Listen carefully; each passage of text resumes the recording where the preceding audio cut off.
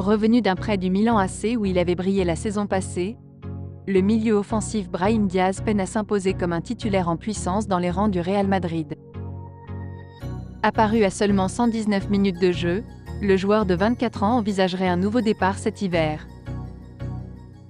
Si son rêve serait de retourner chez les Rossoneri, l'international espagnol pourrait avoir l'occasion de prendre la direction de l'Angleterre. Selon les informations relayées par TMW, le natif de Malaga serait sur les tablettes d'Aston Villa. Affaire à suivre. Comme Manchester City et Liverpool, la formation du Real Madrid aurait également décidé de se mettre sur les rangs pour accueillir le milieu offensif, Jamal Musiala. Lié au Bayern Munich jusqu'en juin 2026, le joueur de 20 ans réalise un bon début de saison avec les Bavarois. Auteur d'un but et 3 passes décisives en 9 apparitions toutes compétitions confondues, l'international allemand ne disposerait pas de bons de sortie. Pour s'offrir le natif de Stuttgart, il faudra donc y mettre le prix. Les champions d'Allemagne estimeraient leur jeune pépite à 150 millions d'euros. En vue du prochain mercato d'hivernal, la formation de Liverpool envisagerait la venue d'un milieu de terrain défensif.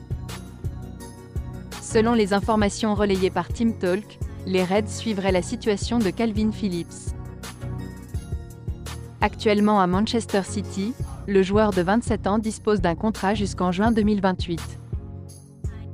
Peu utilisé par Pep Guardiola, l'international anglais souhaiterait changer d'air cet hiver. Également dans le viseur du Bayern Munich et de Newcastle, le natif de Leeds pourrait être disponible pour un montant de 35 millions d'euros. Affaire à suivre.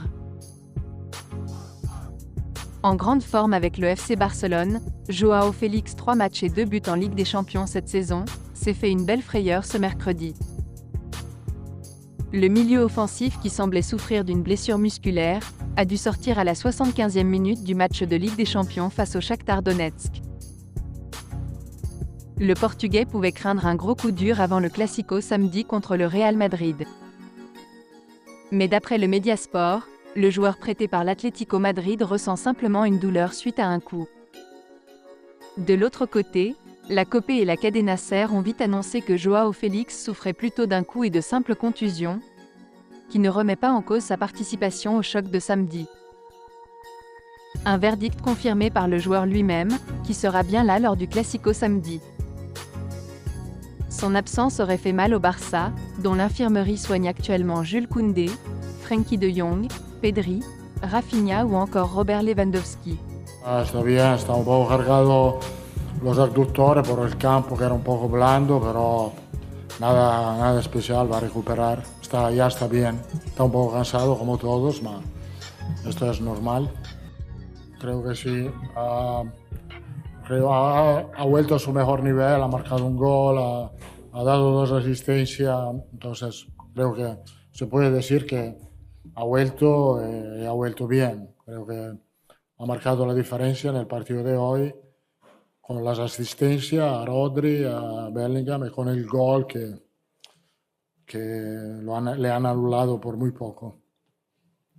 Muito feliz com a partida da equipe hoje. Conseguimos defender bem, que é sempre o mais importante, e logo no ataque a gente sempre vai fazer muitos gols. E feliz com o gol do Rodrigo também, depois de um tempo, precisava para voltar a confiança e para nos ajudar com gols e assistências. Acho que será um dos pontos que possa fazer a diferença neste grupo.